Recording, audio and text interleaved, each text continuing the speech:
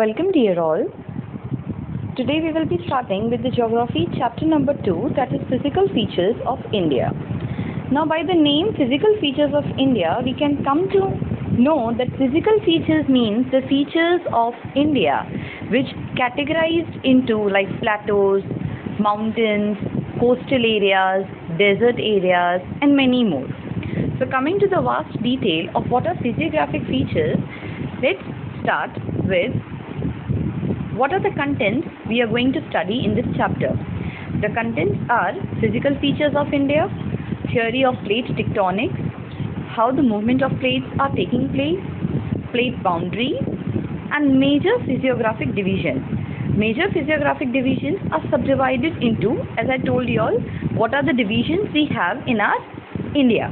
The Himalayan mountains, the northern plains, the peninsular plateau, Indian desert, coastal plains and the islands, and the last there will be a conclusion. Starting with the plate tectonics theory. Now what are plate boundaries? The movement of the plates results in the building up of stress within the plates and the continental rocks above, leading to folding, faulting and volcanic activity. So in short, if I say, we have three plate movements which create folding, it also creates faulting, and there is a volcanic activity due to such movements of plates which are inside the earth. Number one is, some plates move away from each other and from divergent boundaries. So if I say now that some plates move away from each other and form divergent boundary, that means you can see this one. These are two plates, but they are not attracting with each other. They are rippling with each other. One is going in the north direction, other is going in the south direction. So there is a gap in between both of them. Such type of movement is termed as divergent boundary. The second type is, some plates come towards each other and are formed and are known as convergent boundary. As you can see this picture over here, the plates get attracted towards each other. There is an attraction and no gap is formed between them. So such plates, when they are coming towards each other, are known as convergent boundary, and such movement is known as convergent movement. The third type is, in the event of two plates coming together, they may either collide or crumble. Now what happened in this third one?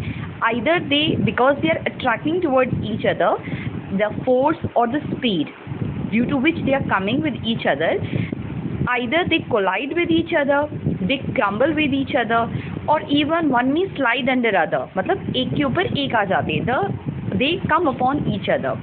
At times they may also move horizontally past each other and form transform boundary. As you can see in the picture, it is like one is ahead of the other one.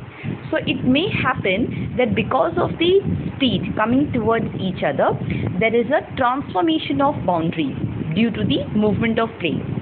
So these are the three plate boundaries inside the earth which always keep on moving, and there are three types. The first one, when they are coming with each other, which is known as divergent boundary. Then the plates coming towards each other, which is convergent. Then the plates moving away from each other, which is divergent. And the one, either they may collide due to the force or they may come upon each other, is known as transform boundary. Now the movement of these plates have changed the position and the size of the continents over millions of years. Now these plate movements are they are taking place right now, but they are not taking place at present, which creates changes. The changes had been done already over millions of years ago. Such movements have also influenced the evolution of the present landform relief features of India. And due to such movements, it has also affected the evolution of the present landform. What present a landform can be created, this is also an evolving feature, because continuously there is a movement going on inside the plates. These are tectonic plates. So because of this, we have different features in India. Coming to the next part is Major physiographic division. Now when we are looking upon major physiographic divisions of India, the very first we are looking onto at the top of the map is your Himalayan mountains. Then coming to the next one is northern plains. Then the peninsular plateau. Indian desert, because in India we have deserts as well. Then we have coastal plains, and then we have islands. So these are some of the physiographic divisions which we will be studying. Like we have different kinds of mountains, mainly consisting of Himalayan mountains. Then we have northern plains. Then in India we have a peninsular plateau. Then Indian desert. Then we have coastal plains also, which are this how and formation of it. And then we have islands. First we will be studying about the Himalayan mountains. The Himalayan mountains run, or the mountain ranges run in the west-east direction from the Indus to the Brahmaputra. Now it's very important to know that these mountain ranges run in west-east direction from the Indus to the Brahmaputra. For example, if this is your map, over here somewhere we have mountain ranges of Himalayas. Fine. So if these are Himalayan ranges, we can say these all are Himalayan ranges. It connects up to the western part and ends till the east Arunachal Pradesh. If you have at the down Arunachal Pradesh over here, so starting from Himalayas, it moves towards this way and it reaches at the last till Arunachal Pradesh, Indus and Brahmaputra. They cover a distance of 2400 kilometers. Their width varies from, width means that there are different widths, that is from 400 kilometers in Kashmir to 150 kilometers in Arunachal Pradesh. Imagine from 400 kilometers over here in Kashmir area, and then it will rise to 150 kilometers in Arunachal Pradesh.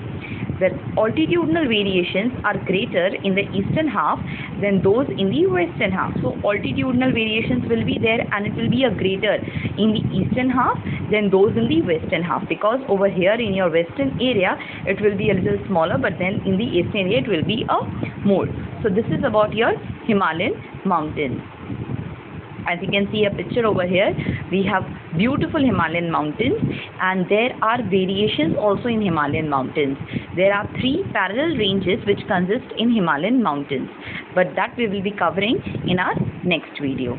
Till then, you please go through whatever we have sent you in the notes. Thank you.